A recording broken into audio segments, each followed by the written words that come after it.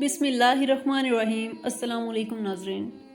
इमाम हुसैन अलैहिस्सलाम ने फरमाया कि रमज़ान के महीने में इंसान रोज़ा रखता है और रोज़ा खोल के अल्लाह के दरबार में दुआ मांगता है तो उसकी दुआ फरिश्ते अपने कंधों पर लेकर अल्लाह के दरबार तक पहुंचाते हैं और फ़ौरन कबूल करवा देते हैं, क्योंकि रोज़ा रखने वाला हो ही नहीं सकता कोई दुआ मांगे और इसकी दुआ कबूल ना हो। तो किसी ने अर्ज़ किया, ए नवासा रसूल सल्लल्लाहु अलैहि वसल्लम, कोई ऐसी आदत या ऐसा काम जिसकी वजह से रोज़ेदार की दुआ कबूल नहीं होती।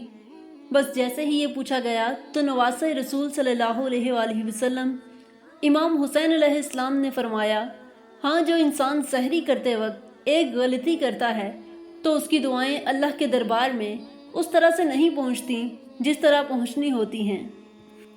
तो उसने पूछा, ए नवासा रसूल, कौन सी गलती? इमाम हुसैन अलैहिस्सलाम ने फरमाया, रमज़ान में सहरी करते वक्त जो इंसान किसी अल्लाह के बंदे की ग़ीबत करता है या किसी अल्लाह के बंदे पर गुस्सा करता है तो ये वो दो काम हैं जिनसे अल्लाह की रहमतें इंसान से मुड़ जाती हैं और इसकी दुआओं के बीच में एक दीवार पैदा हो जाती है जिससे इसकी दुआएं अल्लाह के दरबार में नहीं पहुंचती।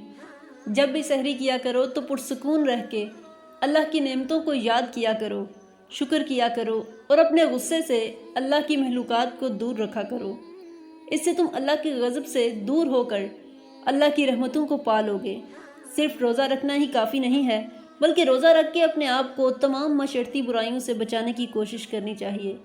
अल्लाह से दुआ है कि मुझे और आपको रमज़ानुल मुबारक के तमाम रोज़े रखने की तौफीक अता फरमाए और दीन की सही समझ अता फरमाए, आमीन। दोस्तों, उम्मीद है कि ये वीडियो आपको इन्फॉर्मेटिव लगी होगी।